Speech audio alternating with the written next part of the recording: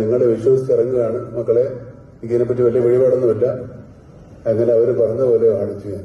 അത്രേ ഉള്ളൂ സിനിമയില് ഈ വോൾട്ടർ എന്ന് പറഞ്ഞ കഥാപാത്രം ഞാൻ മനസ്സിലാക്കിയത്, ഇയാള് ഈ കുട്ടികളുടെ ചെറുപ്പത്തിലെ ഹീറോയാണ്.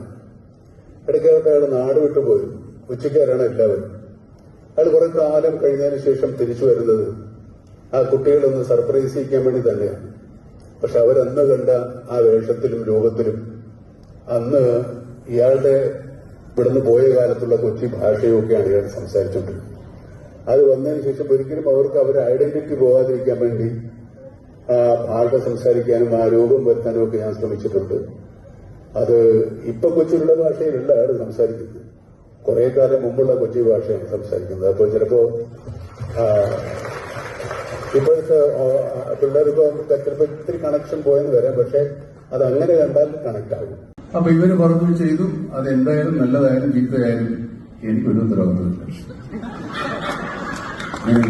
പടം ചെയ്യുമ്പോ അത്ര ഒരു കോൺഫിഡൻസും നമ്മള് പിന്നെ ഒന്ന് ഞാൻ ആലോചിച്ചത്, നമ്മളിനിപ്പോ ഒരു വലിയ നടനാണെന്നൊക്കെ പറഞ്ഞിട്ട് ഇവരെ മുമ്പിൽ പോയി മോശമാകരുതല്ലോ എന്ന് വിചാരിച്ചിട്ടാണ് ഇവര് പറയുന്നത് മാത്രമേ ഞാൻ ചെയ്തിട്ടുള്ളൂ. കയ്യിൽ നിന്നൊന്നും കൊണ്ടുപോയില്ല, അതിന് മാത്രമൊന്നും കിട്ടുന്നുമില്ല സിനിമയെന്ന്, അത് വേറെ കാര്യം. അപ്പൊ ഇവര് പറഞ്ഞു ചെയ്തു, അതെന്തായാലും നല്ലതായാലും ചീത്തയായാലും എനിക്കൊരു ഉത്തരവാദിത്തമില്ല. അങ്ങനെയല്ലേ പരിപാടി.